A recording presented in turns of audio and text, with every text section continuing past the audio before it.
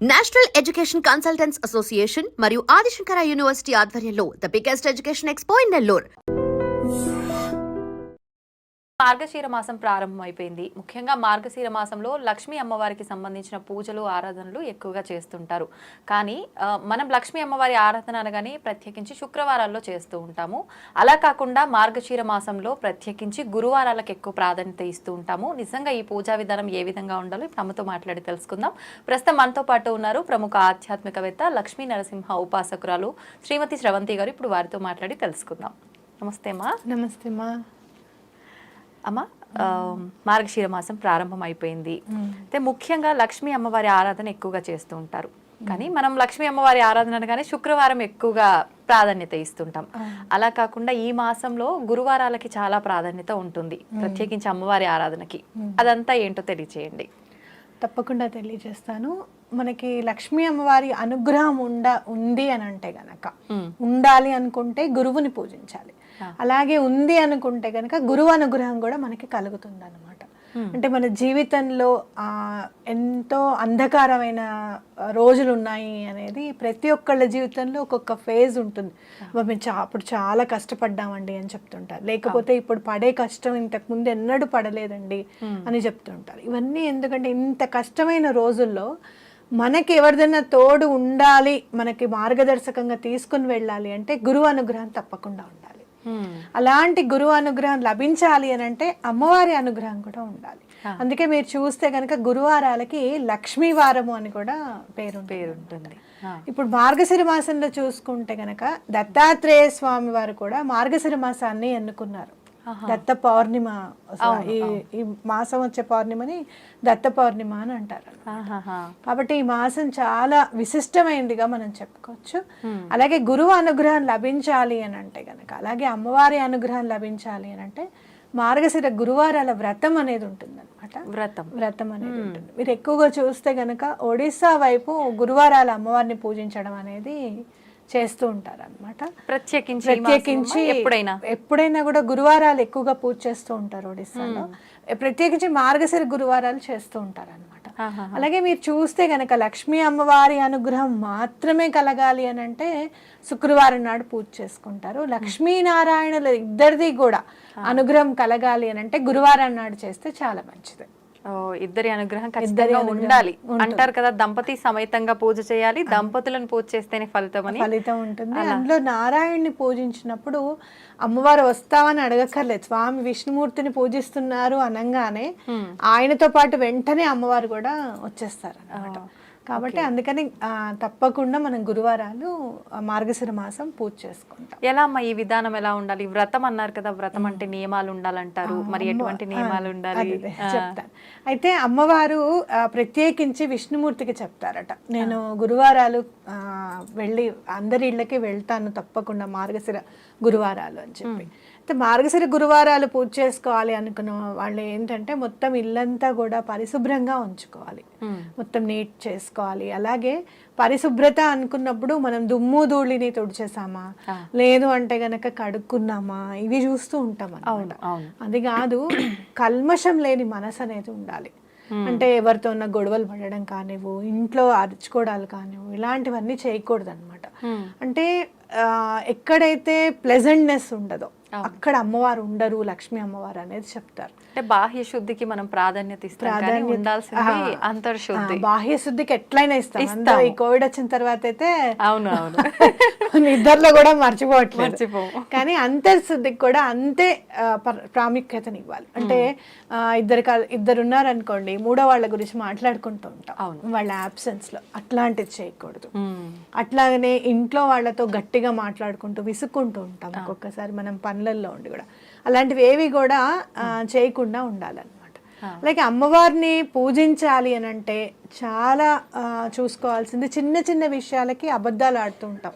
అవును, అలాంటివి చేయకూడదు. అంటే ఇంత చిన్న చిన్న విషయాలు అమ్మవారు లెక్క పెట్టుకుంటారా అని అంటే గనక, అంటే మనం ఇది చిన్న విషయమే అని అనిపిస్తుంది, కానీ ఆ చిన్న విషయానికి అబద్ధం ఎందుకు చెప్పాలనేది ఆలోచించాం మనం. అవును, ఉండదు అక్కడ, కానీ సడన్ గా అబద్ధం చెప్పేస్తూ ఉంటాం. అట్లాంటివి చేయకుండా ఉండాలి అనేది ఖచ్చితంగా గుర్తుపెట్టుకోవాలి.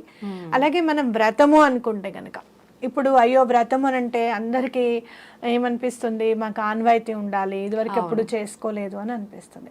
అట్లా వ్రతంలాగా కాకుండా గురువారాలు అమ్మవారిని పూజించుకుంటే గనక గురువానుగ్రహం కూడా కలుగుతుంది అని చెప్పుకోవచ్చు. అలాగే మనం ఏమైనా ప్రసాదాలు పెట్టాలి అని అనుకుంటే పులగం కానీ లేకపోతే బెల్లం కలిపినది ఏదైనా కూడా, చక్కెర పొంగల్ కానివ్వు, లేదంటే పులిహార కానివ్వు, ఇలాంటి పూర్ణం బూరెలు కానివ్వు మనం చేసుకుంటూ వెళ్ళాలి. అది ఒకవేళ వ్రతంగా చేసుకుంటే కనుక అందరూ ఏం చేస్తారంటే మార్గశిర మాసము ఏవైతే గురువారాలు వచ్చాయో ఆ 4 గురువారాలు చేసుకుంటూ వెళ్ళిపోతారు. కానీ పుష్యమాసం వచ్చే గురువారం కూడా పూజ చేయాలన్నమాట.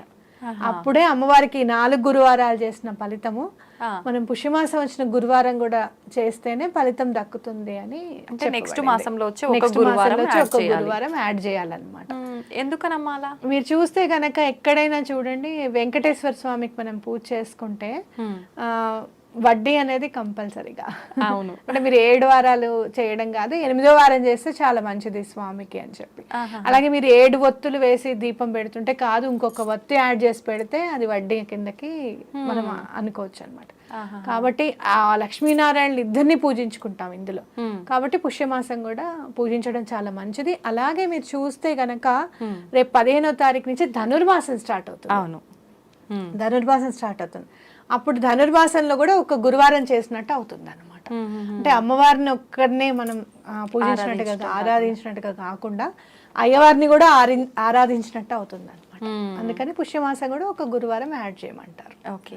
అయితే ఇప్పుడు మీరు చెప్పినట్టుగా నార్మల్గా మనం నిత్య పూజ చేసుకున్నట్టుగా ఆ గురువారాలు సింపుల్ గా చేసుకుంటే సరిపోతుందా? లేదు అంటే ఒకవేళ వ్రతంలా చేయాలి అని అంటే నిష్టలు, నియమాలు, ఇంకేమైనా ప్రత్యేకించి ఆరాధనలు?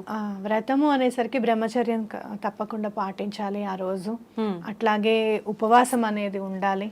అంటే ఎవరిదో ఏదో పర్వాలేదులేండి, మీకేం పర్వాలేదు, మీరు ఆఫీస్కి వెళ్తారు కదా, సాయంత్రం పూజ చేసుకోండి, ఇట్లాంటివి ఉండద్దు. తప్పకుండా వ్రతము అమ్మవారికి మార్గశిర మాసం చేస్తే మాత్రం తప్పకుండా ఉపవాసం ఉండి చేసుకోవాలన్నమాట. అంటే పురోహితులను పిలుచుకొని చేసుకోవాల్సి అలా ఏం లేదు. సత్యనారాయణ వ్రతమే ఇంట్లో చేసేసుకుందాం పౌరోహిత్యులు లేకుండా అని అనుకుంటున్నారు.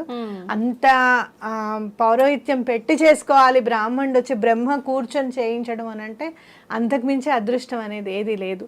కాకపోతే ఒకవేళ అలా బిజీ లేరు అని అనుకుంటే కనుక మనమే ఇంట్లో షోడశోపచార పూజ చేసుకోవడానికి చాలా ఉన్నాయి కదా. షోడశోపచారాలు అంటే 16 ఉపచారాలు అనమాట. అమ్మవారికి 16 ఉపచారాలు చేస్తూ ధూపం దగ్గరికి వచ్చే ముందు, ధూపం దాకా వచ్చేస్తాం కదా, అక్కడ అమ్మవారిది స్త్రీ సూక్తం కానివ్వు, లేదు అంటే మహాలక్ష్మి అష్టకం కానివ్వు, లేకపోతే కనకధార స్తోత్రం కానివ్వు చదువుకొని మిగతా ఉపచారాలన్నీ కూడా కంప్లీట్ చేసుకోవచ్చు. అయితే ఒక సంవత్సరం చేసామంటే ప్రతి సంవత్సరం చేయాల్సి ఉంటుందమ్మా, లేదు మన ఇష్ట ప్రకారంగా చేసుకోవచ్చా? అసలు ఒక సంవత్సరం చేసిన తర్వాత 2వ సంవత్సరం అమ్మవారే చేయించుకుంటారు అది. అవునా? అందులో మీరు తొందరగా మీరు మనకి మామూలుగా మీరు వీళ్ళని పూజించండి వాళ్ళని పూజించండి అని కాదు. సనాతన ధర్మంలో మీరు చూస్తే గనక మహాలక్ష్మి అమ్మవారి పూజ కంపల్సరీగా ఉంటుంది. అవును. ఇప్పుడు మీకు ఇంటి ఇలవేల్పా అండి అని అడుగుతారు సుబ్రహ్మణ్యేశ్వర స్వామి. అట్లా మహాలక్ష్మి అమ్మవారి ఇంటి ఇలవేల్పా కాదా అని కాదు, ఖచ్చితంగా మహాలక్ష్మి అమ్మవారి ఇంట్లో ఉంటారు. అంటే ఏంటంటే తొందరగా అనుగ్రహించేది అమ్మవారు, లక్ష్మీ అమ్మవారు చాలా తొందరగా అనుగ్రహిస్తారు ఆవిడ. ఒక్కటి మనం ఇంట్లో చూసుకోవాల్సింది ఏంటి అని అంటే పరిసర ప్రాంతాలు కొంచెం శుభ్రంగా ఉండడం, అలాగే ఇంట్లో మనుషులందరిది ఒక మాట ఉండడం, గట్టిగా మాట్లాడకుండా ఉండడం. మీరు నడిచేటప్పుడు చూడండి టక ధన శబ్దం చేసుకుంటూ నడుస్తుంటారు, అలాంటివి కాకుండా నిమ్మళంగా ఉండడం, శాంత చిత్తంతో ఉండడం. మనం ఒక్కొక్కసారి పక్క వాళ్ళ ఇంట్లో నీళ్లు మన ఇంటి ముందుకు వచ్చినా కూడా మనం టెన్షన్ పడిపోతూ ఉంటాం, ఇదేమిటి ఇలా పారబోసేస్తున్నారని అరిచేసుకుంటూ ఉంటాం. అట్లా కాకుండా ఉంటే ఆవిడకి ఇష్టం. అవి చిన్న ఫాలో అవుతూ ఉంటే చాలు. మనం ఒక్కసారి పూజ చేసుకున్నాం ఈ సంవత్సరం అంటే నెక్స్ట్ ఇయర్ ఆటోమేటిక్గా మనం చేసుకుంటాం. ఇంకా అంతే, మీకు ఎంతో కొంత అంటే అభివృద్ధి అనేది ఖచ్చితంగా కనపడుతుంది ఇంట్లో కనుక. అమ్మా, ఇప్పుడు ఈ పూజ విధానం ఇదంతా కూడా ఏదో అంటే మనసులో సంకల్పం పెట్టుకొని చేసే విధానమా, లేదు అని అంటే మనం భక్తితో అలా చేసుకుంటూ వెళ్ళిపోతే సంకల్పాలు నెరవేరుతాయంటారా? సంకల్పం నెరవేరాలి అని అనుకుంటే గనక స్థిర చిత్తంతో మీరు తప్పకుండా గురువారం పూజ చేసుకున్నప్పుడు తప్పకుండా గో పూజ చేసుకుంటే సంకల్పం తప్పకుండా నెరవేరుతుంది అనమాట. ఎందుకు అనంటే గోమాతను కూడా లక్ష్మీ అమ్మవారి స్వరూపంగానే మనం భావిస్తాం, కామధేను అని చూస్తాం కదా మనం. అట్లా గనక తప్పకుండా గోవును పూజిస్తే గనక సంకల్పం మీరు తీసుకుంటే ఏదైనా కూడా తప్పకుండా నెరవేరుతుంది. సంకల్పం లేని పూజ అంటే ఎలా ఉంటుందనంటే భగవంతుడు అన్నీ ఇచ్చేస్తాడు అడగకపోతే. అవునా? అడిగితే నీకు అడిగింది ఇస్తాడు, అడగకపోతే అన్నీ ఇచ్చేస్తాడు. అంటే మనకి ఏం అవసరమో ఆయనకు తెలుసు కాబట్టి అన్ని ఇస్తారు. అట్లా మీరు ఏం కోరిక లేకుండా చేసుకుంటే కనుక ఇంకా మంచిది. ఏది మంచిది అనేది అమ్మవారు తప్పకుండా ఇస్తారు. అయితే ఇంటి ఇల్లాలు చేసుకునేటప్పుడు తప్పకుండా సౌభాగ్యం గురించి కానివ్వండి, పిల్లల అభివృద్ధి గురించి కానివ్వండి, జాబ్ రావాలనో వివాహం కావాలనో తప్పకుండా చేసుకుంటారు. ఇలాంటి మార్గశిర గురువారాలు అప్పుడు తప్పకుండా మీకు ఇంట్లో ఏదైతే కావాలో అది తప్పకుండా మీరు సంకల్పం తీసుకుంటే విధానంగా చేసుకుంటూ వెళ్తాం కదా. ప్రతి గురువారం పూజ చేసుకుంటూ వెళ్తాం కదా. ఒక్కొక్కసారి రెండో గురువారానికే పని అయిపోయిన సందర్భాలు కూడా ఉంటాయి అన్నమాట. తొందరగా అయిపోతుంది, తొందరగా అయ్యడానికి ఉంటుంది. అయితే ఆర్థికంగా చాలా ఇబ్బందులు ఉన్నాయండి, పెళ్ళైనప్పటి నుంచి మాకు ఇలాంటి పరిస్థితులే ఉన్నాయండి అని చెప్తూ ఉంటారు కొంతమంది. లేదు అంటే గనక ఒక పెద్ద పని కోసం చూస్తున్నామండి, అది అవ్వట్లేదు, లేదు లేదంటే యాన్సెస్ట్రల్ ప్రాపర్టీస్ మీకు రావట్లేదు, ఇలాంటివన్నా కూడా ఏమైనా కూడా మీరు ఈవెన్ మీరు ఏదైనా వ్యవసాయం పని ఏదన్నా ఉన్నా కూడా అలాంటివి కూడా తప్పకుండా నెరవేరుతాయి. మీరు చూస్తే కనుక ధాన్యలక్ష్మి అమ్మవారు అని చెప్పి మనం అమ్మవారిని ధాన్యం రూపంలో కూడా పూజించుకుంటూ ఉంటాం కదా. కాబట్టి అలాంటివి కూడా మీకు అవడానికి అవకాశం ఉందన్నమాట. అది అందులో మీరు చూస్తే మార్గశిర మాసము అనగాష్టమి వ్రతం కూడా వస్తుంది మనకి. పౌర్ణమి తర్వాత వచ్చే అష్టమి నాడు మనం అనగాష్టమి వ్రతం చేసుకుంటాం. అనగా దత్తుడు పక్కన అమ్మవారు లక్ష్మీ స్వరూపంగా అమ్మవారు ఉంటారనమాట, త్రిమూర్తాత్మకంగా. కాబట్టి తప్పకుండా పనులు అవ్వడానికి ఈ మాసం చేసుకునే పూజ మాత్రం 100 రెట్లు తిరిగి వస్తుంది అని ఖచ్చితంగా చెప్పుకోవచ్చు. అయితే మనందరము కూడా ఒక్కొక్క భగవంతుని ఒక్కొక్క తిథి రూపంలో కానీ ఒక్కొక్క మాసం రూపంలో కానీ విశిష్టమైన రోజులుగా కొన్ని రోజుల్ని చెప్పుకుంటూ ఉంటాము. అలా చూసుకుంటే అమ్మవారి ఆరాధన విషయానికి వస్తే ప్రత్యేకించి మనందరం కూడా శ్రావణ మాసానికి చాలా ప్రాధాన్యత ఇస్తాము. శ్రావణ మాసం ఒకటే కాదు, మార్గశీర మాసంలో కూడా అమ్మవారి ఆరాధన చాలా ప్రత్యేకమైనది. అయితే ఈ మాసంలో కనుక మనం అమ్మవారిని ఆరాధిస్తే చాలా మంచి ఫలితాలు పొందే అవకాశం కూడా ఉంటుంది అని చెప్పి గురుగారు చెప్పారు. ఇప్పుడు మనతో పాటు ఉన్నారు ప్రముఖ జ్యోతిష పండితులు నందిబట్ల శ్రీహరి శర్మ గారు. ఇప్పుడు వారితో మాట్లాడి మార్గశీర మాసంలో అమ్మవారి ఆరాధన, ప్రత్యేకించి లక్ష్మీ అమ్మవారి ఆరాధన గురువారాల్లో ఎలా చేయాలో అడిగి తెలుసుకుందాం. నమస్కారం గురుగారు. వాగర్థావివ సంపృక్తౌ వాగర్థ ప్రతిపత్తయే జగతః పితరౌ వందే పార్వతీ పరమేశ్వరౌ. సదాశివ సమారంభాం శంకరాచార్య మధ్యమాం అస్మదాచార్య పర్యంతం వందే గురు పరంపరాం. ఆదిత్యాయ చ సోమాయ మంగళాయ బుధాయ చ గురు శుక్ర శనిభ్యశ్చ రాహవే కేతవే నమః. శృంగేరి జగద్గురు పీఠాధిపతులకి, కంచి పీఠాధిపతులకి నమస్కారములు తెలియజేసుకుంటూ కార్యక్రమాన్ని ప్రారంభిద్దాం. గురుగారు, ప్రత్యేకించి మార్గశీర మాసంలో లక్ష్మీ అమ్మవారి ఆరాధన, లక్ష్మీ అమ్మవారి ఆరాధన అనగానే ప్రతి ఒక్కరికి కూడా గుర్తొచ్చేది శుక్రవారం. కానీ ముఖ్యంగా అమ్మవారి ఆరాధన లక్ష్మీవారం అంటే గురువారం కింద మనం తీసుకోవాలి పరిగణలోకి. అయితే ఈ మాసంలో ప్రత్యేకించి గురువారాలని మనం ఏ రకంగా ఉపయోగించుకోవచ్చు అమ్మవారి ఆరాధన కోసం తెలియజేయండి. మనకు కృష్ణ భగవానులు వారు కూడా విభూతి యోగం భగవద్గీతలో చెప్పబడింది ఏంటంటే మాసానాం మార్గశీర్షోహం అంటే మార్గశీర్ష సోహం అంటే నేను, అంటే ఉన్నటువంటి 12 మాసాలలో మార్గశిర మాసాన్ని నేను అని చెప్పాడు. అంటే ఈ మార్గశిర మాసము ప్రత్యేకించి నారాయణ స్వరూపము. కార్తీక మాసము మనకు ఈశ్వర స్వరూపం ఎలాగో మార్గశిర మాసము నారాయణ స్వరూపం.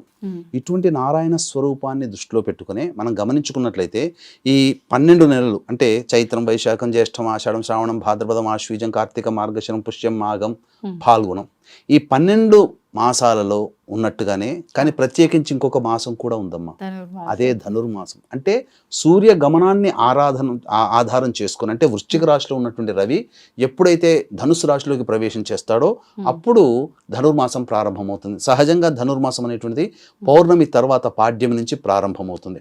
కాబట్టి ఈ ధనుర్మాసం అంటే ప్రత్యేకించి మనం తెలుసుకోదగినటువంటిది ఏంటి? విష్ణు దేవత ఆరాధన. అట్లాగే మనకు ఈ శ్రావణ మాసం అన్నప్పుడు లక్ష్మీ ఆరాధనకి వైభవలక్ష్మీ వ్రతమని, వరలక్ష్మీ వ్రతమని, గౌరీ అయితే శ్రావణ మంగళవారాలని, అలాగే సోమవారాలు అయితే శ్రావణ సోమవారాలని ఈశ్వరుని, ఏ విధంగానైతే శ్రావణ మాసంలో వివిధ దేవతల్ని కొలుస్తామో ఈ మార్గశిర మాసంలో కూడా ఈశ్వరుని కొలిచే విధానం కూడా ఉంటుంది, నారాయణుని కొలిచే విధానం ఉంటుంది. అందున నారాయణుడిని లక్ష్మీనారాయణ స్వరూపంతో కొలుస్తాం. కాబట్టి లక్ష్మీదేవి గోదాదేవిగా జన్మించి శ్రీరంగునిలో ఏ విధంగా శ్రీరంగస్వామిలో ఏ విధంగానైతే లీనమైపోయిందో అదే విధంగా ఈ యొక్క లక్ష్మీ వారములు అని అంటారు. అంటే మనకు సంబంధించి లక్ష్మీ వారములు అంటే వీక్షించేటువంటి ఐడ్రీమ్ ప్రేక్షకులు చాలా మంది ఏమనుకుంటారంటే శుక్రవారమునే లక్ష్మీవారం అంటే, ఎందుకంటే శుక్రవారం లక్ష్మీప్రదం కాబట్టి. కానీ నవగ్రహాల్లో ధనకారకుడు ఎవరయ్యానంటే గురువు. అంటే గురువు దగ్గర ధనము, విద్య, కీర్తి ప్రతిష్టలు, పనులలో అనుకూలత, పేరు అన్నీ కూడాను ఉన్నాయి. కాబట్టి గురువారమే లక్ష్మీవారము. ఈ మార్గశిర మాసములో గురువారం నాడు లక్ష్మీదేవిని ఆరాధన చేయడం అనేటువంటిది ఆచార సాంప్రదాయంగా ఉంది. కాబట్టి అప్పటి నుంచి కూడా గురువారాన్ని లక్ష్మీవాసరం అని అంటారు. మరి ఇప్పుడు మనం లక్ష్మీ అమ్మవారి పూజలు చేయాలన్నప్పుడు అంటే నిత్యం ప్రతి వారంలో ఒక్కొక్క రోజు ఒక్కొక్క భగవంతునికి పెట్టుకొని ఉపవాసాలు ఉండేవాళ్ళు, పూజలు చేసేవాళ్ళు ఉంటారు కదా, అలాంటి వాళ్ళు శుక్రవారం కాకుండా గురువారమే చేయాలంటారా? ఈ మార్గశిర మాసంలో గురువారం నాడే లక్ష్మీ ఆరాధన చేయాలి. ఓకే. మనం శ్రావణ మాసంలో ఎలా అయితే లక్ష్మీదేవత ఆరాధన చేస్తామో ఈ యొక్క మార్గశిర మాసంలో కూడా లక్ష్మీ ఆరాధన చేసినటువంటి వ్యక్తికి సిరి సంపదలకి లోటు ఉండదు. ఇది సాక్షాత్తు లక్ష్మీదేవియే మనకు సెలవిచ్చింది. మరి ఇప్పుడు ఈ లక్ష్మీదేవి ఆరాధన చేయాలి అని అంటే ఎవరు చేయాలి అసలు? అంటే కొంతమంది వివాహం గురించి ఆలోచించి నేను ఈ పలానా చేస్తాను అని చెప్పి అనుకుంటుంటారు, లేదు అంటే నార్మల్గా పూజలు చేసే వాళ్ళు ఉంటారు. ప్రత్యేకించి ఎవరు చేస్తే బాగుంటుంది మార్గశిర మాసంలో? మార్గశిర మాసంలో లక్ష్మీ ఆరాధన ప్రతి స్త్రీ కూడా చేయవచ్చునమ్మా. దానికి వివాహమైనటువంటి మహిళలని, కన్యలని, అలాగే పూర్వ సువాసని స్త్రీలు అని అంటూ ఏమీ లేదమ్మా. అందరూ కూడా ఇది ఆచరించవచ్చు. ఎందుకంటే లక్ష్మీ ఆరాధన ఫలితం వల్ల కోల్పోయిన రాజ్యము, ఉద్యోగము, పదవి లభిస్తాయి, సిరి సంపదలు లభిస్తాయి. అన్నిటికంటే మించి ముఖ్యంగా ఉత్తర జన్మలలో మళ్ళీ గొప్పదైనటువంటి కుటుంబంలో జన్మించడానికి ఆస్కారం ఏర్పడుతుంది. అంటే రాబోయే జన్మకు కూడా మనం పుణ్యం సంపాదించుకున్న వాళ్ళం అవుతాం. కాబట్టి ఈ యొక్క విధి విధానాలు గనక ఈ మార్గశిర మాసంలో ఎవరైతే పాటిస్తారో వారికి ఈ లక్ష్మీ అనుగ్రహం చక్కగా కలుగుతుంది. ఎటువంటి విధి విధానాలు పాటించాలి? మనకు ఏ వ్రతమైనా కానీ, ఏ నోమైనా కానీ, ఏ శుభకార్యమైనా చేసుకునేటప్పుడు ముందు రోజు ప్రధానంగా ఉపవాసం ఉండాలి. ముందు రోజు ఉపవాసం అంటే రాత్రి ఏమి తినకుండా ఉండాలి. అంటే భోజనము తినకుండా ఉండి మామూలుగా ఇతరత్ర చపాతీలు కానీ అల్పాహారం తీసుకోవచ్చు. ఆ ముందు రోజు దాంపత్యము పనికిరాదు. ఇది వివాహమైన స్త్రీలైతే దాంపత్యం పనికిరాదు. ఇక ఉదయాన్నే లేచి, అనగా సూర్యోదయం కంటే ముందే బ్రహ్మ ముహూర్త కాలంలో లేచి కాలకృత్యాదులు తీర్చుకొని చక్కగా ఇల్లంతా ఎలాగో మనం చక్కగా ఊడ్చి చేస్తాం. అంటే ఈ మధ్య చాలా మంది ఎలాంటి అపప్రత వచ్చిందంటే వివాహమైనటువంటి ఎవరైనా స్త్రీలు పొద్దున్నే లేచి స్నానం చేసి ఇల్లు ఊడవాలని చెప్తున్నారు. కానీ ఎక్కడ శాస్త్రంలో చెప్పబడలేదమ్మా. స్నానం చేయకపోతే, ఎందుకంటే స్త్రీకి దేహము ఒక ఇల్లు అయితే ఇల్లు కూడా ఇంకొక దేహం లాంటిదే. కాబట్టి చక్కగా పొద్దున్నే లేవగానే ఇల్లంతా కూడాను శుభ్రపరచుకొని తదనంతరం స్నానకృత్యాదులు తీర్చుకొని తర్వాత ఒక బకెట్ మంచి నీళ్లలో పసుపు, కుంకుమ, గళ్ళ ఉప్పు ఇవి వేసి చక్కగా అందులో ఈ గంగా జలము కానీ, గోదావరి, కృష్ణా నీళ్ళు కానీ 2-3 చుక్కలు వేసి ఆ నీటితో ఇల్లంతా కూడా శుభ్రంగా బట్టతో తుడిచి, పూజా మందిరాన్ని బట్టతో తుడిచి చక్కగా అవకాశం ఉంటే నూతన వస్త్రములు లేదా పట్టు వస్త్రములు చక్కగా చేసుకొని, లేదా మామూలుగా నేను మంచి అయినా కానీ శుభ్రమైన వస్త్రములు ధరించి ఆ పూజా మందిరంలో ఆవు నేతితో దీపారాధన చేయాలి. మొదలుగా ఇల్లంతా శుభ్రం చేసి ఆ బట్టతోటే మళ్ళీ పూజను కూడా మనం తుడవచ్చు అంటారా? సపరేట్ గా పెట్టుకుంటే మంచిది. ఒక పూజా మందిరం మాత్రము తుడుచుకోవడానికి ఒక సపరేట్ ఒక తెల్లటి గుడ్డనో ఏదైనా కానీ కాటన్ గుడ్డ పెట్టుకుంటే మంచిది. దాన్ని పూజా మందిరం వరకే పరిమితం చేయాలి తుడవడానికి, ఇంకా ఇతరత్రా వాడకూడదు. ఆ తదనంతరం చక్కగా ఒక పెద్ద పీట, చతురస్రముగా ఉన్నటువంటి పెద్ద పీట తీసుకోవాలమ్మా. తీసుకొని చక్కగా దాని మీదంతా కూడా పసుపు రాసి, తడిపిన పసుపునంతగా రాసి 8 దిక్కులలో అలంకరణ చేయాలి, బొట్టు పెట్టాలి. తర్వాత మధ్యలో ఈ యొక్క అష్టదళ పద్మము వేయాలి. వేసి మళ్ళీ ఈ విధంగా 2 రేఖలు, మళ్ళీ 2 రేఖలు, మళ్ళీ 2 రేఖలు, ఇలా ఆ రౌండ్ అయిన అష్టదళ పద్మానికి ఆనుకొని దాన్ని మళ్ళీ ఆ రేఖల మధ్యలో ఏదైనా పద్మం లాంటిది వేసి అప్పుడు దాని మీద ఒక ఎర్రటి గుడ్డ కానీ లేకపోతే పసుపు రంగు కలర్ గుడ్డ కానీ పరిచి అప్పుడు దాని మీద లక్ష్మీనారాయణుడితో కూడుకున్నటువంటి చిత్రపటం పెట్టుకోవాలి. ఒక్క లక్ష్మీ అమ్మవారిని పెట్టకూడదు. ఎందుకంటే వీక్షించేటువంటి ప్రేక్షకులు గమనించాల్సిన అంశం ఏంటంటే ఈ యొక్క లక్ష్మీ అమ్మవారి పూజ చేసేటప్పుడు లక్ష్మీ నారదుల వారి అడిగారట, అమ్మ నువ్వు ఒక చోట స్థిరంగా ఉండవు ఎందుకమ్మానంటే అందరూ లోకంలో ఉన్న మనుషులందరూ కూడా నన్ను కావాలనుకుని కోరుకుంటూ నా ఫోటో నన్ను మాత్రమే ఆహ్వానిస్తారు, పూజిస్తారు. నా భర్త ఎక్కడ ఉంటే నేను అక్కడ ఉంటాను కదా, అందుకని నా భర్తని విస్మరిస్తున్నారు కాబట్టే వాళ్ళ కోరిక మేరకు ఉండి వెంబడే వెళ్ళిపోతాను. ఎవరైతే నా భర్తతో సహా నన్ను పూజ చేస్తారో వాళ్ళ ఇంట్లో నేను స్థిరంగా ఉంటాను అని. కాబట్టి ఈ సూత్రాన్ని గనక అర్థం చేసుకొని చక్కగా లక్ష్మీ నారాయణుడు ఇద్దరు ఉన్నటువంటి చిత్రపటాన్ని తీసుకోవాలి. తీసుకొని చక్కగా అలంకరణ చేసి, ఇక ముందుగా ఒక 1/4 కిలో 1/2 కిలో అంత బియ్యం రాశిగా పోసి దాని మీద ఒక 3 తమలపాకులు పెట్టి దాని మీద ఒక రాగి కలశం పెట్టాలి. రాగి కలశం నిండా నీళ్లు పోసి అందులో పసుపు, కుంకుమ, పోగ చెక్క, తర్వాత ముత్యము, రాగి పైసా, చిన్న వెండిది చిన్న ముక్క, ఒక గ్రాము కాదమ్మా 1/4 గ్రాము బంగారు ముక్క దొరికితే, బంగారం కొనలేని శక్తి ఉన్న వాళ్ళు ఉంటారు కదా, జమ్మి ఆకుల్ని అందులో వేయవచ్చు, అది బంగారంతో సమానం. కాబట్టి ఆ విధంగా అవి వేసి అందులో వట్టివేళ్ళు వేస్తే ఇంకా మంచిది. ఆ వట్టివేళ్ళు వేసి దానిపైన కొబ్బరికాయకి మళ్ళీ అలంకరణ చేసి బొట్టు పెట్టి ఆ కొబ్బరికాయని అనగా 5 రకాలైనటువంటి చెట్ల కొమ్మలు, అంటే దొరికితే గనక మేడి, మర్రి, జువ్వి, మోదుగా, రావి, ఈ 5 రకాలైనటువంటి కొమ్మలు అందులో వేయవచ్చు. లేదు మీ ఇంటి చుట్టుపక్కల సీతాఫలం, జామకాయ, మామిడి ఆకులు, ఇలా 5 రకాలైనటువంటి ఫలాలతో ఉన్నటువంటి ఆకులు, కొమ్మలు, ఫలాలు ఉండాలి, మనం తీసుకోగలిగే ఫలాలు. కాబట్టి అవైనా వేసి చక్కగా దాని మీద కొబ్బరికాయ పెట్టి దాని మీద ఒక జాకెట్ గుడ్డ మనము అమ్మవారికి కలశానికి పెట్టడానికి ఆ విధంగా రెడీ చేసుకొని చక్కగా ఆ కలశానికి ముందుగా తమలపాకులో పసుపు గణపతిని చేసుకొని మొదలుగా పసుపు గణపతిని పూజ చేసుకోవాలి. గణపతి యొక్క అనుజ్ఞ తీసుకొని చక్కగా ఈ యొక్క లక్ష్మీ అమ్మవారి పూజని వ్రత విధానాన్ని ఆచరిస్తున్నాను. ఈ ఆచరణ ప్రభావం వల్ల నాకు ఉన్నటువంటి అమ్మవారి అనుగ్రహం నాకు, నా కుటుంబానికి, నా ప్రజలకి కలుగుగాక అని చెప్పి సంకల్పం చేసుకొని ఆ గణపతి దగ్గర అనుజ్ఞ తీసుకొని తదనంతరం ఈ యొక్క వైభవలక్ష్మి కానీ వరలక్ష్మి వ్రతం కానీ ఏ విధంగానైతే మనం శ్రావణ మాసంలో ఆచరిస్తామో అదే విధానాన్ని ఆచరించాలి. షోడశోపచార విధానంగా చేసిన తర్వాత వ్రత కథ చెప్పుకోవాలి. అది ఎప్పుడు అవన్నీ అందులో ఉంటాయమ్మా. ఇవన్నీ ఈ పూజలన్నీ ఎప్పుడు చేయాలి అని అంటే ప్రదోషకాల సమయంలో చేయాలి.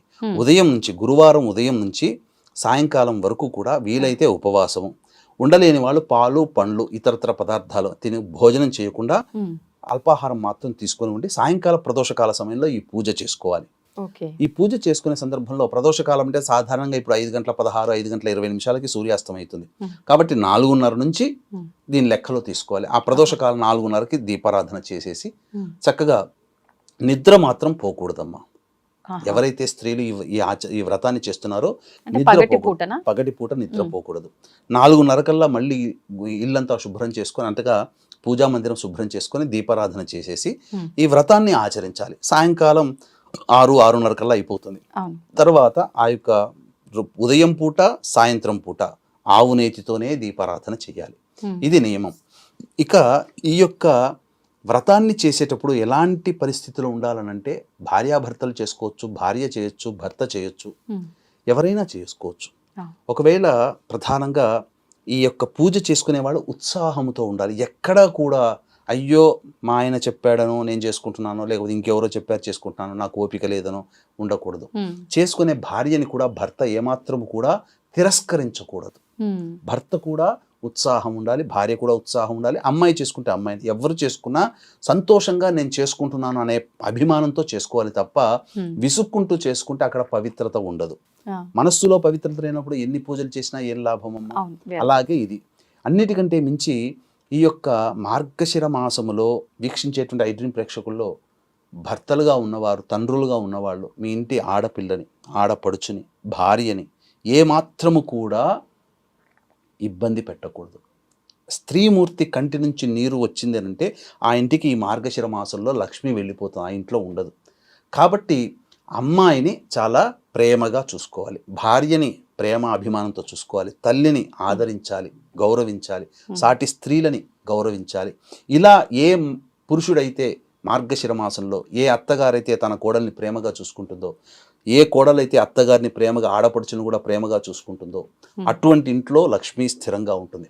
కాబట్టి చెప్పండి అమ్మా. అంటే ఒక్క మాసంలో చూసుకుంటే సరిపోతుందా, మిగతా మాసంలో అవసరం లేదా? అట్లని కాదమ్మా. ఇక్కడ గమనించాల్సింది ఏంటంటే ఈ విధంగా చేయడం ద్వారా దాని యొక్క మహత్యం తెలుసుకొని తదనంతరం మళ్ళీ ఆ అమ్మాయిని కానీ కోడల్ని కానీ తల్లిని కానీ అదే ఇబ్బంది మార్గంలో. పెట్టకుండా అది ఆ మార్గంలో వెళుతారు. ఏదైనా ఒక నెల రోజుల పాటు తత్వాన్ని అర్థం చేసుకుంటే, అందుకనే అయ్యప్ప మాల కానీ శివమాల కానీ శివాని మాల కానీ ఇవన్నీ 40 రోజులు పెట్టడం కారణం ఏంటంటే తదనంతరం కూడా అలవాటు అయిపోతుంది అది. ఓకే. ఈ విధంగా అంటే ఎందుకు చెప్పబడిందంటే ఆడపిల్ల బాధపడితే ఇంటికి అరిష్టం అని చెప్పే సందేశంతో ఈ యొక్క వ్రతం ఉండడం వల్ల ఇక జీవితంలో ఎప్పుడు ఆడపిల్లని ఇబ్బంది పెట్టడు. ఓకే. అది ఆ ఉద్దేశం. ఆ విధంగా చేసుకొని వ్రత కథ అంతా కూడా చదువుకోవాలి. తదనంతరం దీనికి పుస్తకం ఏమైనా ఉంటుందా గురుగారు, మార్గశిర ఈ పూజ విధానానికి అంటే సంబంధించి? దీనికి సంబంధించి ప్రతులు ఎక్కడా లేవు. కాకపోతే మన వీక్షించే ఐడ్రీమ్ ప్రేక్షకుల కోసం 4 వారాలు చేసుకోవాలమ్మా. 5 వారాలు చేసుకోవాలి వాస్తవానికి.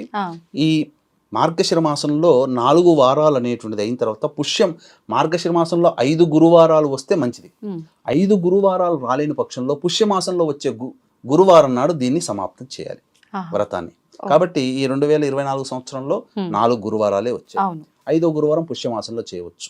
ఇక ఇది ఈ యొక్క వ్రతం చేస్తున్నంతసేపు కూడా ముందు రోజు దాంపత్యం పనికిరాదన్నాను కదా, అలాగే గురువారం రోజు కూడా దాంపత్యము పనికిరాదు. ఇది మద్యపానము మాంసాహారము నిషేధము. ఇక గమనించుకున్నట్లయితే మళ్ళీ తెల్లవారి కూడాను లేచి కాలకృత్యాదులు తీర్చుకొని ఆవు నేతితో దీపారాధన చేసి ఇక అప్పుడు ఉద్యాపన చేసుకోవచ్చు. అంటే అమ్మవారిని ఆ యొక్క కలశం అవన్నీ కూడా శుక్రవారం రోజు తప్పు లేదు. శుక్రవారం నాడు చాలా మంది శుక్రవారం నాడు తీయకూడదు అని అంటారు. అవసరం లేదమ్మా. ఈ యొక్క శుక్రవారం నాడు తీసేసుకొని ఆ యొక్క కలశంలో ఉన్నటువంటి నీటిని కుటుంబ సభ్యులు శిరస్సున జల్లుకోవచ్చు, లేదా ఎవరు తొక్కని ప్లేస్లో వేయాలి. అలాగే ఆ కలశం మీద ఉన్నటువంటి కొబ్బరికాయని జాకెట్ ముక్కని అందులో ఉన్నటువంటి వేసిన ముత్యము పగడము బంగారు అలాగే రాగి పైసా ఇవన్నీ కూడా ఒక మన వైపున మనక ఒక కవర్లో పెట్టుకొని భద్రపరచుకొని మళ్ళీ వచ్చే గురువారానికి ఇట్లా ప్రతి గురువారానికి దీన్ని వాడుకోవచ్చు. ఇక సంబంధించిన ఆవు నేతితోనే దీపారాధన చేయాలి, ఇంకా వేరే దీపారాధన పనికిరాదు. ఇది మార్గశిర మాసానికి ఉన్నటువంటి సంబంధించినటువంటి కండిషన్స్. ఇక ప్రధానంగా ఆ యొక్క కలశంలో ఉన్నటువంటి మొక్కలకు సంబంధించినటువంటి ఉన్నాయి కదమ్మా, ఆ కొమ్మలు అవన్నీ ఎవరు తొక్కని ప్లేస్ లో వేయవచ్చు. ఇక తదనంతరం ఇలా 5 గురువారాలు చేయాలి. మనం పసుపుతో చేసిన గణపతి అది ఏం చేయాలంటారు? ఆ పసుపుతో గణపతిని మనం ఇంట్లో తులసి చెట్టు దగ్గర పెట్టవచ్చు, లేదా పెట్టినా ఇబ్బంది ఏమీ లేదు. ఎవరు తొక్కని ప్లేస్ లోనైనా పెట్టవచ్చు. ఆ విధంగా ఈ విధంగా చేయాలి. తర్వాత మార్గశిర మాసం గురువారం రోజున సాయంకాల ప్రదోషకాల సమయంలో పూజ అయిన తర్వాత కథ తప్పకుండా చదువుకోవాలమ్మా. అయితే అదృష్టవశాత్తు కొంత పరిశోధన చేసిన తర్వాత ఈ యొక్క 3 వివిధ రకాలైనటువంటి కథలు మనకున్నాయి. కాబట్టి ఒకే కథను కాకుండా మన ఐడ్రీమ్ ప్రేక్షకుల కోసం ప్రతి గురువారము ఒక్కొక్క కథని అనేటువంటిది మనం అందించడం జరుగుతుంది. కాబట్టి ఈ కథ అనేటువంటిది ఇప్పుడు మీరు ఈ యొక్క విధానం అంతా తెలుసుకొని ఇంట్లో పూజ చేసుకుంటారు కదా, ఈ కథని ఒకసారంతా కూడాను జాగ్రత్తగా వినండి. ఈ కథని మీరు అప్పుడు స్ఫురణకు తెచ్చుకోండి, లేదా మీరు పూజ చేసుకునేటప్పుడు ఈ కథని ఇక్కడ నుంచి ప్రారంభమవుతుంది కదా అన్ని మినిట్స్ నుంచి పెట్టుకొని ఆ కథని మనస్సారా ఆ చేతిలో అక్షింతలు తీసుకొని మనసారా వినండి. విని తదనంతరం ఆ అమ్మవారి దగ్గర అక్షింతలు వేసుకొని మీ యొక్క కోరిక సంకల్పం చెప్పుకొని ఆ రోజును ముగించవచ్చు. ఏమా కథ అనగా అంటే ఇవన్నీ కూడా వాస్తవంగా జరిగినటువంటి కథలే అమ్మా. ఇది ద్వాపర యుగంలో జరిగినటువంటి కథ ఇది. కాబట్టి వీక్షించేటువంటి ప్రేక్షకులకి గమనిక, జాతకరీత్యా కలుగు విద్య వివాహ ఉద్యోగ దాంపత్య సంతాన అనారోగ్య సమస్యల నివారణకి మరియు గోచార రీత్యా వృషభ మిథున కర్కాటక సింహతుల వృశ్చిక మకర కుంభమీన రాశిలో జన్మించిన వారికి సర్వదోష నివారణార్థమై సర్వదోష నివారణ పూజలు హోమాలు సుప్రసిద్ధ మహిమాన్విత కాశీ క్షేత్రంలో పర్ హెడ్ 1500 రూపాయలకు చేయించడం జరుగుతుంది. అవకాశం ఉన్న వాళ్ళు కార్యక్రమ తదనంతరం కాంటాక్ట్ చేసి పూర్తి వివరాలు తెలుసుకోవచ్చు. ఇక మనం కథల్లోకి వెళ్ళినట్లయితేనమ్మా, పూర్వము ద్వాపర యుగంలో జరిగినటువంటిది.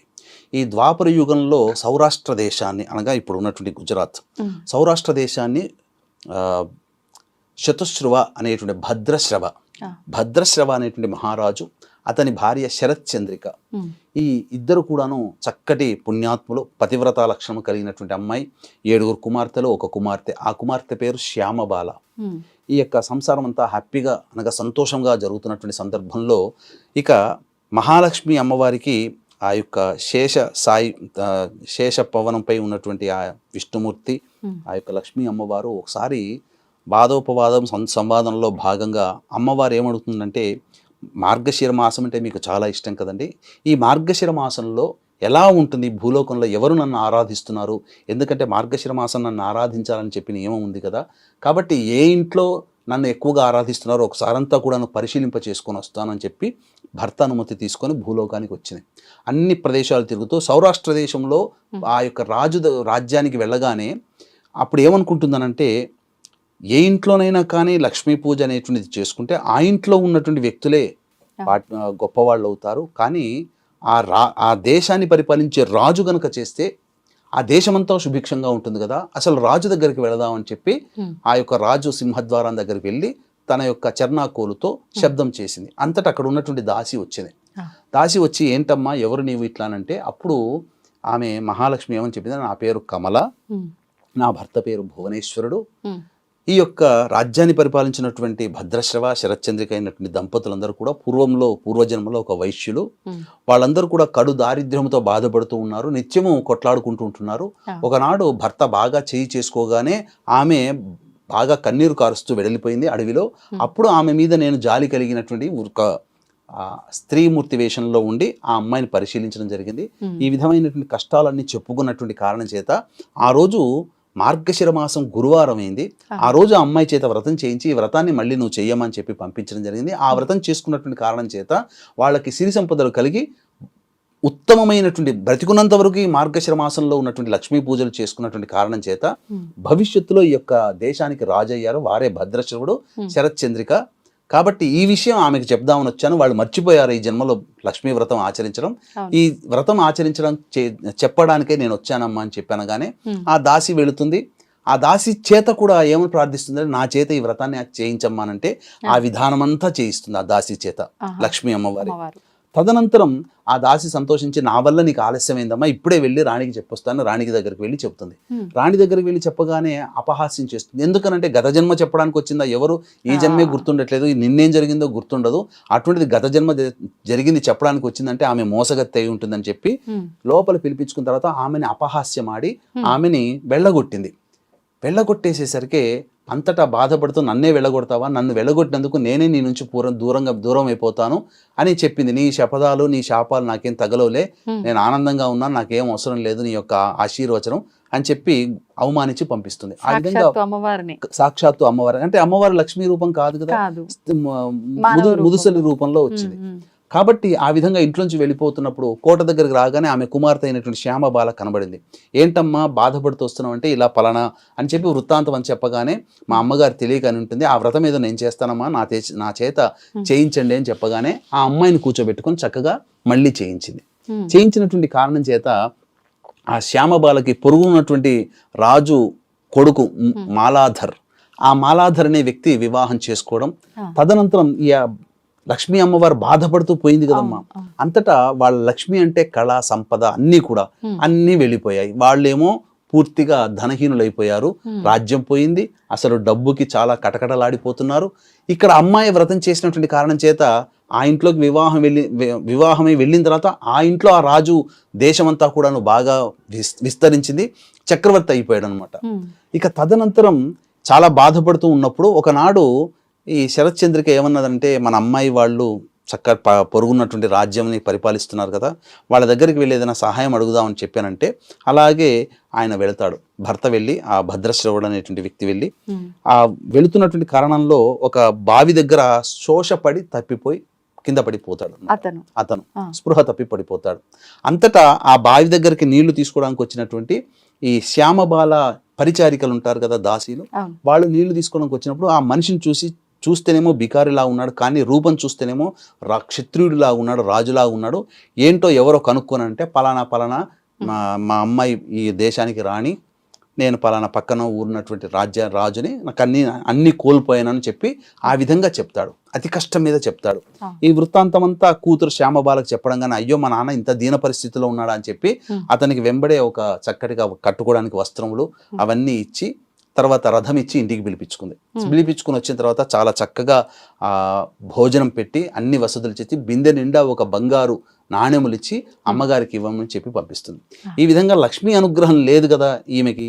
ఇంటికి వెళ్ళి ఆ బిందె దగ్గరికి పోగానే బిందె తీసి చూస్తే అన్ని బొగ్గులు, అంటే బొగ్గురాళ్ళు ఉన్నాయి. ఇప్పటికీ కూడా మన అమ్మాయికి మన మీద కనికరం లేదు ఇట్లా అని చెప్పి బాధపడుతున్నది. అంతటా తర్వాత ఇంటికి వెళ్ళిన తర్వాత మళ్ళీ నాన్న నుంచి ఎటువంటి కబురు రాలేదు అని చెప్పి ఒక మార్గశిర మాసంలో ఆ అమ్మాయి 3వ గురువారం రోజున పుట్టింటికి వెళుతుంది. అంతటా తాను వ్రతం చేసుకుంటూ శ్యామబాల తన అమ్మగారిని కూడా పక్కన కూర్చోబెట్టుకుని వ్రతం చేయించింది అమ్మ వాళ్ళ ఇంట్లో. ఈ వ్రతం చేసినటువంటి కారణం చేత కోల్పోయిన సంపదంతా తిరిగి వచ్చింది. ఈ విధంగా వ్రతాన్ని ఆచరించడం వల్ల ఆ కుటుంబంలో సిరి సంపదలకి, ఆనందానికి, చక్కటి దాంపత్యానికి కొదవ ఉండదు అనేటువంటి యొక్క వృత్తాంతమే కథ. కాబట్టి వీక్షించేటువంటి ప్రేక్షకులు ఈ కథ వృత్తాంతాన్ని అంతా కూడాను చక్కగా విని ఆచరించి ఈ యొక్క మార్గశిర వ్రతాన్ని ఆచరించండి. మళ్ళీ వచ్చే గురువారం నాడు మరి ఒక కథ, ఈ మార్గశిర మాసంలో జరిగినటువంటి మరి ఒక కథ, మళ్ళీ ఆపై వచ్చే మార్గశిర గురువారం నాడు ఇంకొక కథ. ఈ విధంగా చేయాలి. 4 గురువారాలు ఖచ్చితంగా చేయాలమ్మా. 5వ గురువారం ఇప్పుడు లేదు, ఈ సంవత్సరం లేదు కాబట్టి పుష్యమాసంలో వచ్చే మొదటి గురువారం నాడు 5వ గురువారంగా భావిస్తూ ఆ విధంగా చేసి వ్రత ఉద్యాపన అప్పుడు చేయాలి. అప్పుడు ఆ వ్రత ఉద్యాపన ఏ విధంగా చేయాలి అని అంటే, 1 కానీ 3 కానీ 5 కానీ 7 వివాహమైన స్త్రీలు కానీ లేదా కన్యలను కానీ పిలిపించి వారిని లక్ష్మీ అమ్మవారి స్వరూపముగా భావించి వాళ్ళకి చక్కగా తాంబూలాది కార్యక్రమాలు ఇచ్చి అమ్మవారిని పూజించినట్టుగానే వాళ్ళకి పూజ చేసి చక్కగా భోజనం పెట్టి స్త్రీ అలంకరణ వస్తువులైనటువంటి అద్దము, దువ్వెన, కాటుక, గాజులు, రవికబట్ట, పూలమాల, పసుపు, కుంకుమ ఇవన్నీ కూడా ఒక చాటలో పెట్టి వాయనం ఇవ్వాలి. 3 సార్లు ఇస్తినమ్మ పుచ్చుకుంటేనమ్మ అని చెప్పించుకొని ఆ యొక్క ఎంతమంది ముత్తైదులను పిలిపించుకొని అంతమంది ముత్తైదుల చేత ఆశీర్వచనం తీసుకొని ఆ విధంగా చేసినట్లయితే తర్వాత బ్రాహ్మణుడి కూడా స్వయంపాక దానము మరియు వస్త్రదానం కనుక చేసుకున్నట్లయితే ఆ మహిళకి చిరకాలము సౌమంగళ్యతా సిద్ధి మరియు దాంపత్యము ఆనందంగా ఉంటుంది. ఇంకొక విశేషం ఏంటంటే, కోల్పోయిన సంపద కానీ ఇవన్నీ ఉంటాయి కదా, అవన్నీ తిరిగి వస్తాయి. దరిద్రంతో బాధపడేటువంటి వ్యక్తులందరూ కూడా, ధనహీనులైనటువంటి వాళ్ళు కూడా చక్కగా ధనాన్ని పొందగలుగుతారు. ఎందుకంటే కలియుగంలో ధనమిదం మూలం జగత్ కాబట్టి ధనాన్ని పొందినటువంటి వాళ్ళందరూ కూడా సుఖ సంతోషం, అంటే వాళ్ళ అవసరాలు తీరుతాయని చెప్పవచ్చు. అయితే గురుగారు, ఇప్పుడు పెళ్ళైన వాళ్ళే కాదు, పెళ్లి కాని అమ్మాయిలకు కూడా వాయనం ఇవ్వచ్చు అన్నారు కదా. ఇప్పుడు ఇంట్లో తల్లి పూజ చేస్తుందంటే వాళ్ళ పిల్లలు ఇద్దరు 3 ఆడపిల్లలు ఉన్న వాళ్ళు కూడా ఉంటారు, వాళ్ళకి ఇచ్చిన పర్వాలేదు అంటే ఒకే ఇంట్లో వాళ్ళు కదా, ఒకే ఇంట్లో వాళ్ళకి ఇచ్చుకుంటే ఆ వ్రత ఫలితం దక్కదు. ఎందుకంటే రక్త సంబంధీకులు కదా, అంటే ఉన్నటువంటి పొరుగున్నటువంటి వాళ్ళకి కానీ మొదలు తల్లికి ఇచ్చుకోవచ్చు, తప్పులేదు. అంటే ఒక్కరికి ఇచ్చుకుంటే తప్పులేగా, మొత్తం కుటుంబ సభ్యులందరికీ ఇచ్చుకొని ఇంకా అంటే ఏ ఇంట్లో అంటే వాళ్ళ సొమ్ము, ఒకవేళ వివాహమై బయటికి వెళ్ళిన ఆడపిల్లలు అయితే ఇచ్చుకోవచ్చు అమ్మా. దానికి ఆ విధంగా చేయడానికి ఇబ్బంది లేదు. చక్కగా లేదా ఎవరైనా పండు ముత్తైదులు ఉంటారు వాళ్ళకి ఇచ్చుకున్నా సరిపోతుంది, ఎవరైనా చేయొచ్చమ్మా. మరి ఇప్పుడు ఇది వ్రతం అన్నారు కదా, ప్రతి సంవత్సరం ఆచరించాలంటారా ఇలా? లేదు మన ఇష్ట ప్రకారంగా ఒక సంవత్సరం చేసుకొని? పూర్వకాలంలో ప్రతి సంవత్సరం కూడా ఈ శ్రావణ మాసము, కార్తీక మాసము, అలాగే ఆశ్వీజ మాసము, మార్గశిర మాసము ఇవి ఆచరించేవాళ్ళు. అందుకనే ఈ భారతదేశం అంతా కూడా బంగారుమయం, సమస్త విధమైనటువంటి సంపదలతో తలతూగుతుండేది. ఎప్పుడైతే ఈ పరాయి పాలకులు ఎప్పుడైతే వచ్చి మన సాంప్రదాయాన్ని భ్రష్టు పట్టించారో మనం ధనహీనులైపోయాం. అంటే మరి మిగతా దేశాల అందరూ కూడా ధనాన్ని సంపాదిస్తున్నారంటే వాళ్ళు ఇట్లాంటి వ్రతాలు చేస్తున్నారా అని కూడా అడిగే వాళ్ళు ఉంటారు. అక్కడ ఏంటనంటే నిస్వార్థమైనటువంటి సేవ ఉన్నటువంటి వాళ్ళు ఖచ్చితంగా వర్క్ ఈజ్ వర్షిప్, ఇవన్నీ కూడా మనలో దైవత్వం. ఎందుకనంటే అక్కడి వాళ్ళకి ఇట్లాంటి పూజాదులు చేసే అధికారం లేదు. మనం ఈ యొక్క భారతావనిలో పుట్టడమే మన అదృష్టం. ఎందుకంటే ఈ అదృష్టం వల్లనే మనం పూజలు చేసుకుంటాం. అక్కడ మిగతా ఏ దేశాల వాళ్ళకి కూడాను, జంబూ ద్వీపము దాటినటువంటి ఏ దేశాలకి కూడాను పూజలు చేసే అధికారం లేదు. అక్కడ చేసినా ఫలించవు. భారతావనిలో ఇక్కడ చేసుకోవాలి. అందుకనే ఎక్కడెక్కడో వాళ్ళు వచ్చి ఇక్కడ పూజలు చేసుకుంటారు. అయితే ఇప్పుడు మీరు ఇందాక శ్రావణము, ఈ కార్తీకం, ఈ మాసాలు ఎలాగో మార్గశిర మాసం కూడా అలానే అన్నారు. అయితే పూజ ముందు రోజు, పూజ చేసుకునే రోజు కనుక మనం మాంసాహారం నిషిద్ధము, కొన్ని నియమాలు పాటించాలి. కానీ కార్తీక శ్రావణ మాసాల్లో చాలా మంది మాంసాహారాలు కూడా ఆ నెలంతా తినకుండా ఉండే వాళ్ళు ఉన్నారు. ఈ మాసం కూడా అలా ఏమైనా నియమం ఉందంటారా? పర్వాలేదా? నియమం పెట్టుకుంటే మంచిదమ్మా. కానీ కనీసము ఈ యొక్క కార్తీక మాసము ఎలా అయితే ఆచరిస్తారో మార్గశిర మాసంలో గురువారం రోజున మాంసాహార భోజనం నిషేధం. అసలు అన్ని వేళలా చూసుకుంటే మాంసాహారాన్ని భుజించకూడనటువంటి రోజులంటే ఆదివారములు, ఏకాదశులు, పౌర్ణమిలు, అమావాస్యలు. ఇంకొకటి మనకు చెప్పబడినటువంటిది ఏంటంటే, మృత శరీరంను, మృత కళేబరం తిన్నా తప్పు లేదు. కానీ మన కోరిక కోసం ఒక ప్రాణమును చంపి తినడం వల్ల ఆ ఉసురు మనకు తగులుతుంది. అందుకనే పాపాత్మలం అవుతున్నాం. కలియుగంలో అందరూ పాపం ఎందుకు చేసుకుంటున్నారంటే ఈ విధంగా జంతువధ జరగడం వల్ల. అయితే గురుగారు ఈ వ్రతం మార్గశిర మాసంలో ఎన్ని గురువారాలు వస్తాయో 4 అయితే 4, 5 అయితే 5, లేదంటే మరుసటి పుష్యమాసంలో ఇంకొక వారం ఖచ్చితంగా 5 వారాలు చేయాల్సిందే అన్నారు. మరి ఒకవేళ ఆడవారికి వీలు పడని ఆ 4 రోజులు 5 రోజుల్లో గురువారం కనుక కలిసి వస్తే మనం ఒక వారం ఖచ్చితంగా మిస్ చేస్తాం కదా, మరి దాని పరిస్థితి ఏంటి? ఇక్కడ గమనించాల్సింది అంటే మనకు ఆ యొక్క వ్రత విధానంలో చెప్పబడింది ఏంటంటే ఒక కండిషన్ కూడా చెప్పబడి ఉంది. ఏంటనంటే ఈ యొక్క ఏదైనా ఇబ్బంది వచ్చినట్లయితే కన్న కూతురుతోనైనా చేయించడం, లేదా భర్తతోనైనా చేయించడం, లేదు ఇంకా ఎవ్వరూ అవైలబుల్లో లేరండి అంటే బ్రాహ్మణుని పిలిపించనే చేయమన్నారు. కానీ నియమాన్ని మాత్రం ఉల్లంఘించకూడదు అని చెప్పబడింది. కాబట్టి ఎవరైనా ఇంటి కుటుంబ సభ్యులు చేయవచ్చు ఇది పూజ. కానీ ఆ పూజ మార్గశిర మాసంలో ఆపకూడదు. అంటే మన ఇంట్లో వాళ్ళతోనే చేయించాలా? మన ఇంట్లో స్నేహితులతో అయినా కానీ చేయించవచ్చు, మన పేరున కానీ పెట్టుకొని చేయించవచ్చు. కానీ మార్గశిర గురువారాలు మాత్రం ఆపకూడదు. ఎందుకంటే ఖచ్చితంగా కండిషన్లో రాయబడింది, ఏదైనా ఇబ్బందులు వచ్చినా, స్త్రీలకు ఏదైనా ఇబ్బందులు వచ్చినా ఇంట్లో ఎవరితోనైనా కానీ చేయించాలి. కానీ వ్రత ఉల్లంఘన నియమం ఇట్లా ఒక రోజు ఒక వారం బ్రేక్ చేయకూడదని చెప్పబడిందమ్మా. కాబట్టి సాధారణంగా ఈ విధంగా చేయవచ్చు. సంతోషం గురుగారు, చాలా మంచి విషయాలు తెలియజేశారు. ధన్యవాదాలు. సర్వం శ్రీ ఉమామహేశ్వర పరబ్రహ్మార్పణమస్తు.